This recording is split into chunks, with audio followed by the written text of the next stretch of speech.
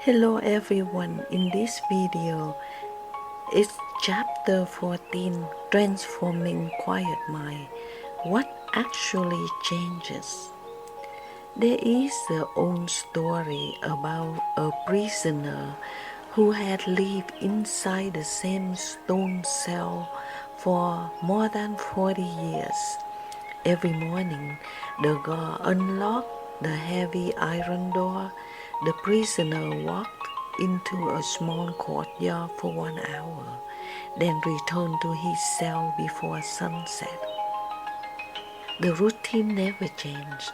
One day, after many decades, the king declared that every remaining prisoner would be set free. The guard opened the door and said, "You can leave now." The old man looked beyond the doorway. For the first time in 40 years, there were no walls waiting for him, no orders, no chains, only an open road disappearing into the horizon. Instead of walking out, he quietly stepped backward. He returned to the corner of his cell and sat down. "I don't know how to live out there," he whispered. The guard waited patiently. Hours passed. Finally, he asked, "Why won't you leave?" The old man answered, "These walls stopped imprisoning my body years ago. They became my mind."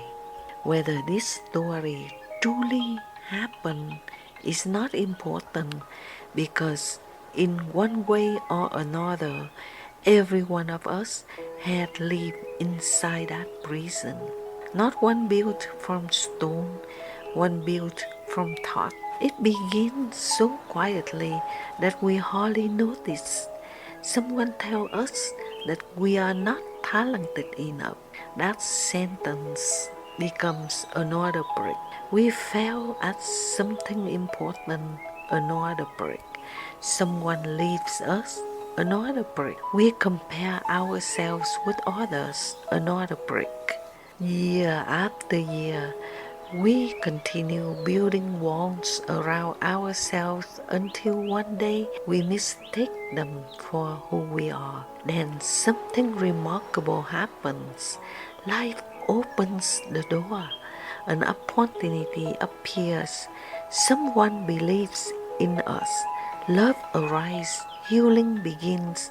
But we hesitate.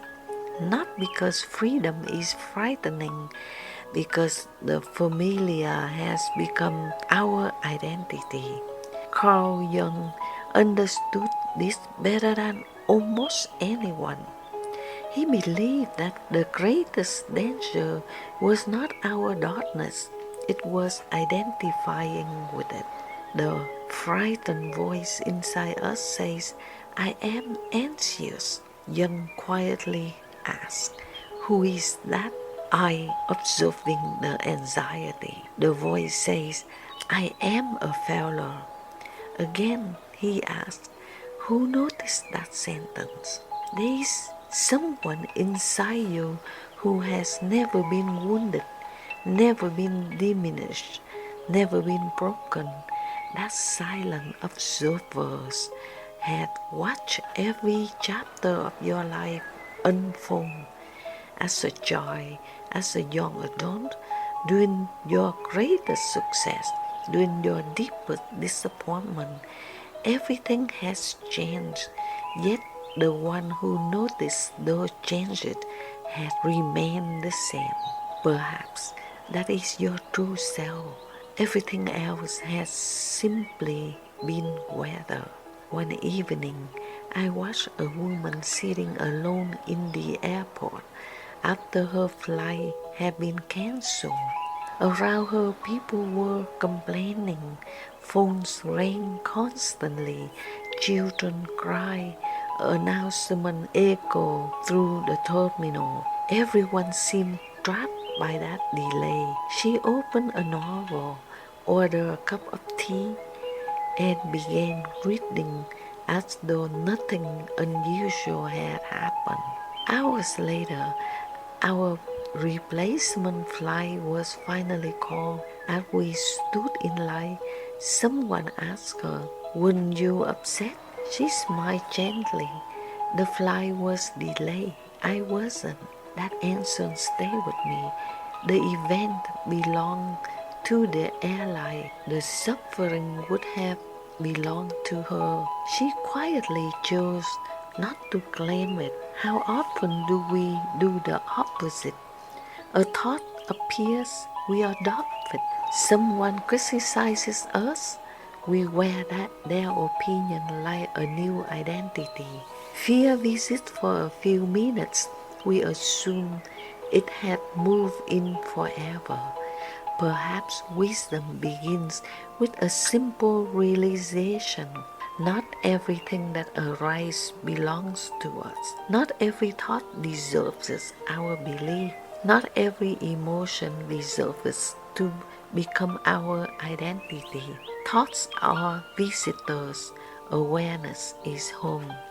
For years, we believe change means replacing old thoughts with better thoughts. Life eventually teaches something gentler. You don't replace the sky because clouds appear. You simply wait long enough to remember the sky was always there. Awareness is like that. Your mind will produce fear. It was desired to. It will replay old memories. It was desired to. It imagined terrible futures. It was desired to. The goal is not to silence the mind. The goal is to stop confusing its voice with your own. There comes a quiet morning when fear speaks, and for the first time, you don't answer. Not because you defeated fear, because you recognize it wasn't speaking for you. That single moment changes the direction of an entire life. Transformation is strangely disappointing to the ego. The ego wants fireworks, recognition, proof. It wants everyone to notice. The soul wants none of those things. It is content becoming invisible. Real transformation feels almost ordinary. You simply stop arguing with reality. You stop needing yesterday to be different. You stop demanding tomorrow guarantee your happiness. You begin living where life has always been waiting. Here, now, this moment. Nothing spectacular has happened, yet everything is different. You become calmer, not because your problems disappear, because you no longer defy the atmosphere inside you. You become more patient because you understand that fruit cannot be hurried, seasons cannot be negotiated, and wisdom cannot be borrowed. You become less reactive because silence has become more interesting than winning.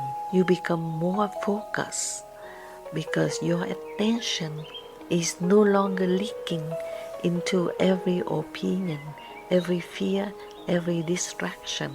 The world sees the same person, but something invisible has happened. The prison door had been open for a long time. One quiet morning, without announcing it to anyone, you simply walk out.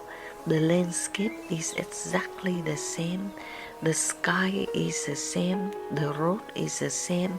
Yet every step feels different. Not because the world has changed, but because at last you have stopped carrying the prison with you. That is what actually changes. Thank you so much, and I hope you enjoy my video. Please click like and comment below.